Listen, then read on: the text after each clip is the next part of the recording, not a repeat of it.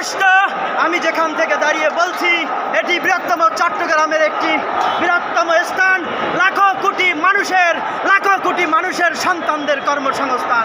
যেই কর্মসংস্থানে মানুষের স্বাধীনতা ছিল না, মানুষ স্বাধীনভাবে যাইতে পারতো না, যেই স্থান থেকে মানুষ যেতে পারতো না, এই স্থানে আজকে লাখো মানুষের ভিড়, কোটি মানুষের ভিড়, কিন্তু হৃদয় যে অন্তর জ্বালা, এই জ্বালা কোথায় রাখি? বিশ্বের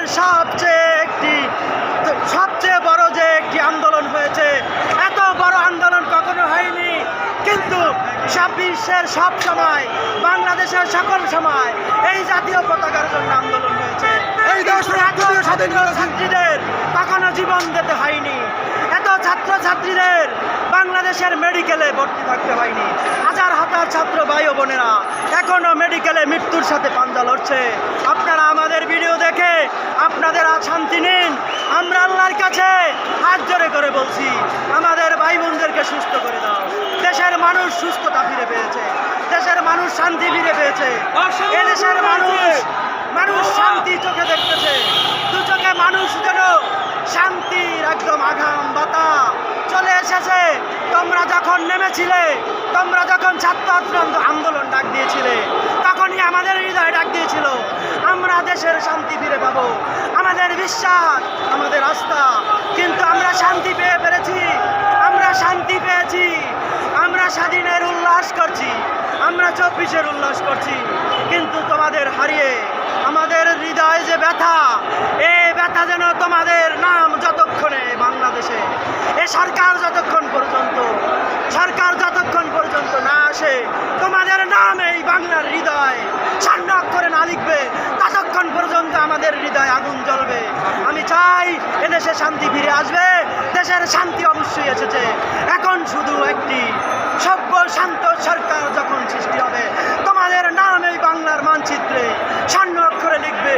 এটাই আমাদের চাওয়া। হাজার মানুষের চোখের যে শান্তি উল্লাস, এই উল্লাস দেখে মনে হয় তোমাদের কারণে শান্তি পেয়েছে। কিন্তু তোমাদেরকে হারিয়ে তারা কিন্তু স্তব্ধ হয়ে যায়নি, বলছে তোমাদেরকে হারিয়েছি, আমরাও হারিয়ে যাব, তবুও দেশকে এই স্বৈর শাসনের হাত থেকে রক্ষা করব। ঠিকই আজ রক্ষা পেল, ফিরে এলো স্বাধীনতা। তোমাদেরকে কখন পাবো? পরকালে যেন তোমাদের সাথে দেখা হয়, এই বলে আমি আমার আসলে একদম হৃদয়ের যে একটি স্থান, এই স্থান থেকে কি বলবো, আজকে দিনে তো ভাষা হারিয়ে ফেলছি, তবুও যেন আনন্দের সাথে যা বলেছি তা একটি কষ্টের ভাষা। এই ভাষা শুনে কেউ কখনো কষ্ট পাবেন না, কারণ এটি শান্তির হলেও খুবই কষ্ট। এ কষ্ট বয়ে যাবে যতক্ষণ পর্যন্ত বাংলাদেশ শান্তির বুকে আরও নিরীহভাবে মায়ের কোলে বাংলাদেশ যখন ফিরে না আসবে, ততক্ষণ পর্যন্ত আমাদের অশান্তি বিরাজ করছে।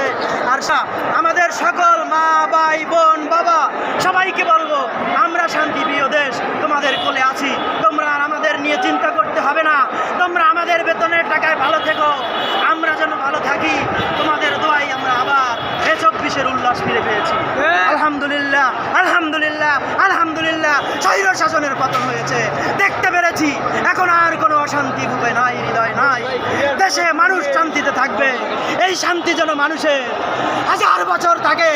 আর যেন কোনো ভাই বোনদের প্রাণ দিতে না হয়, কোনো ছাত্রছাত্রীদের যেন আন্দোলন রুখে দাঁড়াতে না হয়, তাদের যেন প্রাণ দিতে না হয়। তাদের প্রাণ আমাদের প্রাণে একদম জড়িত।